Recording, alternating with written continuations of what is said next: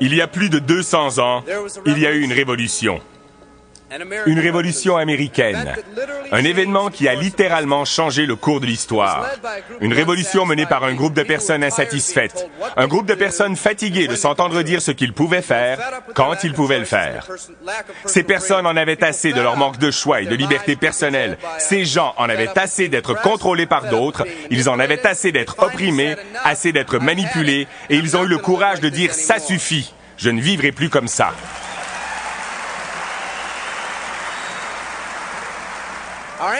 Nos ancêtres étaient des personnes qui ont pris l'entière responsabilité de ce qui pouvait leur arriver. C'est cet esprit qui a enflammé le pays et formé ce qui est maintenant un géant dans le monde libre. Laissez-moi vous poser une question. Où est cet état d'esprit aujourd'hui? Le temps est venu pour une autre révolution. Laissez-moi vous expliquer pourquoi l'une des lois de l'univers s'appelle la loi de l'utilisation. Elle dit simplement que vous perdez tout ce que vous n'utilisez pas. Le manque d'utilisation cause la perte, la dépréciation. La foi inutilisée s'estompe. Si vous n'utilisez pas vos compétences, vous perdez ces compétences. Si vous n'utilisez pas votre liberté, vous perdez votre liberté. La liberté ne vient pas automatiquement. Elle ne se transmet pas de génération en génération comme un héritage, mais elle doit être obtenue chaque jour. Au début du siècle, en 1900, moins de 10% des personnes travaillaient pour le gouvernement ou une tierce personne. Plus de 90% étaient des travailleurs autonomes. Nous étions indépendants. En 1980, seulement 80 ans plus tard, plus de 90% d'entre nous travaillaient pour une tierce personne ou le gouvernement et moins de 10% d'entre nous étaient autonomes. Nous avons évolué de l'indépendance vers la dépendance. Des personnes qui ont pris l'entière responsabilité de tout ce qui leur arrivait vers des personnes qui deviennent talentueuses et expertes dans l'art de blâmer les autres pour leurs problèmes.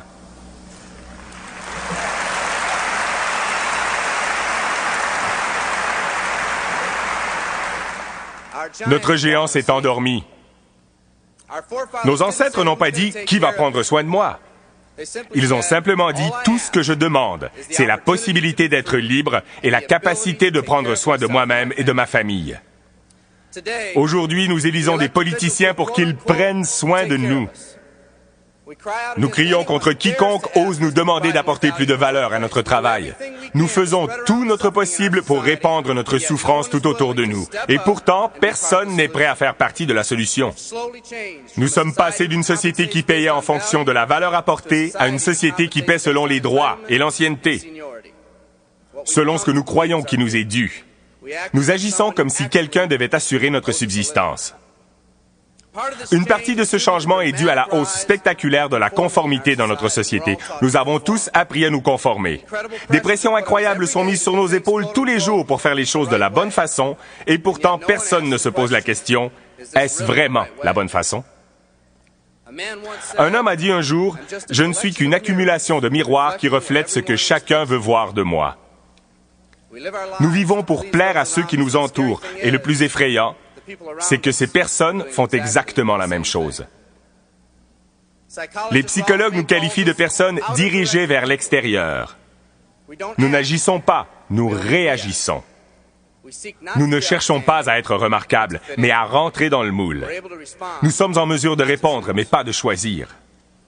C'est peut-être la raison pour laquelle un homme sage a dit « La majorité des hommes mènent une vie de tranquille désespoir. » Pour changer, nous devons nous concentrer vers l'intérieur. Devenir des personnes avec nos propres objectifs. Des personnes qui ne sont pas influencées par les opinions des autres. Et c'est difficile, car dès notre plus jeune âge, nous cherchons les opinions des autres pour nous orienter, valider nos décisions et nos actions. Nietzsche a dit « Nous avons besoin de plus de gens forts dans ce monde, parce que les faibles, par leur seule masse, imposent des idées faibles et des valeurs faibles sur nous tous. »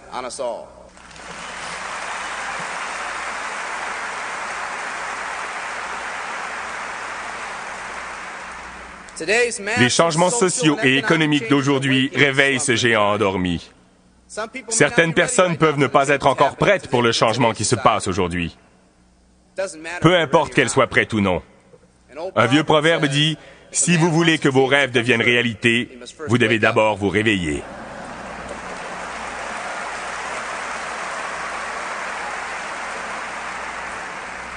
Je suis pour ma part heureux de ces changements radicaux dans notre société parce que je crois que dans cette crise se trouve l'esprit d'indépendance qui autrefois propulsa ce pays. Certains d'entre nous sont enfin prêts à changer. La délocalisation de notre main-d'œuvre a forcé beaucoup d'entre nous à chercher quelque chose de mieux. Faire circuler des produits et des services, c'est notre affaire, notre but.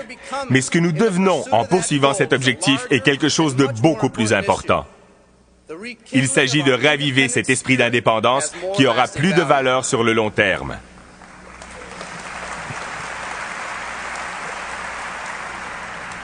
Il n'y a pas plus noble entreprise que l'entreprise qui encourage le développement des personnes. Chaque organisme vivant a une et une seule obligation dans la vie, réaliser la pleine mesure de ses possibilités. Les glands deviennent des chênes et les chiots des chiens. C'est tout ce qu'on leur demande.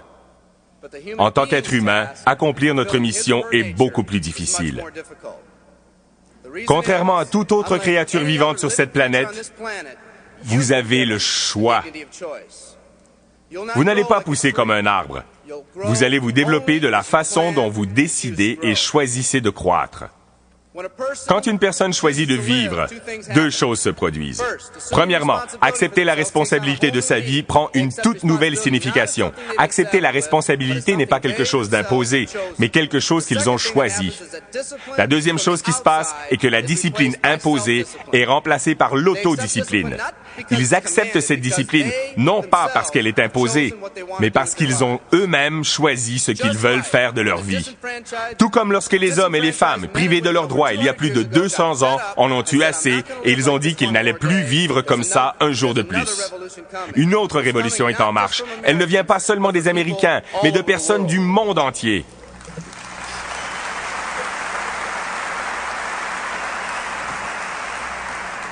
Elle vient de personnes qui ont été opprimées, lassées de faire des tâches sans intérêt, qui ont été sous-exploitées, qui ont été offensées ou ignorées, des personnes qui ont vu leurs espoirs maintes et maintes fois écrasés par les circonstances qui les entourent, des personnes qui jouaient le jeu dont les règles n'étaient pas les mêmes pour tout le monde, des personnes dont les rêves ont failli mourir par la force de la négativité et du pessimisme, des personnes qui attendent que la bonne occasion se présente, une occasion qu'elles pourraient saisir et y croire.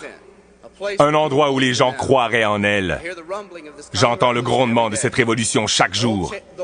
Les règles changent et la société est enfin prête pour ce changement. Les gens essaient de vous convaincre de ne pas vous lever.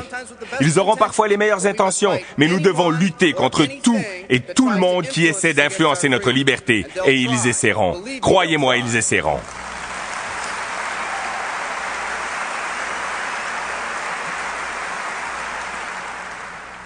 Ils vont essayer de vous proposer leur route, de vous décourager, de vous distraire. Cette autre révolution arrive. Elle va être conduite par un groupe de personnes uniques et courageuses comme vous.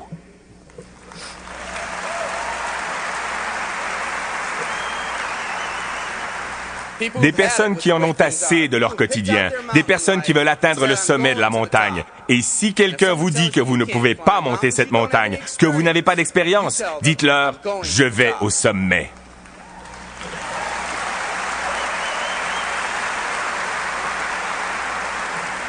Et si votre voisin vous dit de choisir une autre montagne car celle-ci est trop rocailleuse, qu'allez-vous lui dire?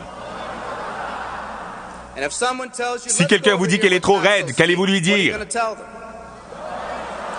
Et si quelqu'un vous dit « Ah, du marketing relationnel », qu'allez-vous lui dire? Et si votre ami vous dit « Pas celle-ci, elle est trop glissante », qu'allez-vous lui dire? Et si quelqu'un vous dit que vous ne pouvez pas monter car c'est trop rocailleux, trop raide, trop glissant, dites-lui « Écoute, je vais au sommet, tu me verras en haut ou mort sur le côté du chemin, mais je ne reviendrai pas en arrière. »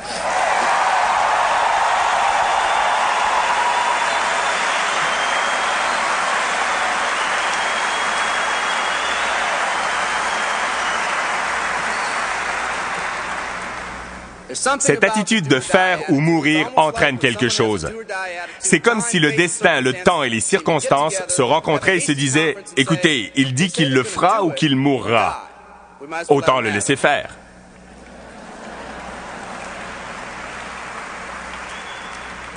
Les personnes dans cette salle sont spéciales. Vous êtes spéciaux parce que vous avez déjà ravivé cet esprit d'indépendance. Vous avez déjà dit que vous ne subirez plus les pressions négatives autour de vous. Vous avez dit « assez, je ne veux plus vivre comme ça ». Vous êtes les personnes qui veulent créer de grands objectifs et des aspirations pour vous et vos familles. Les personnes qui veulent vivre dans un pays où les familles sont réunies au lieu d'être déchirées. Les personnes qui veulent un pays où posséder sa propre entreprise et contrôler son propre destin est habituel.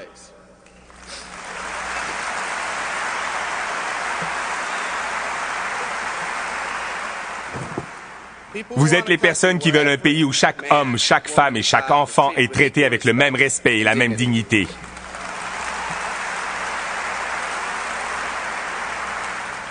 Les personnes qui vont payer n'importe quel prix pour que leur famille n'ait plus à vivre avec un héritage de dettes et de promesses non tenues.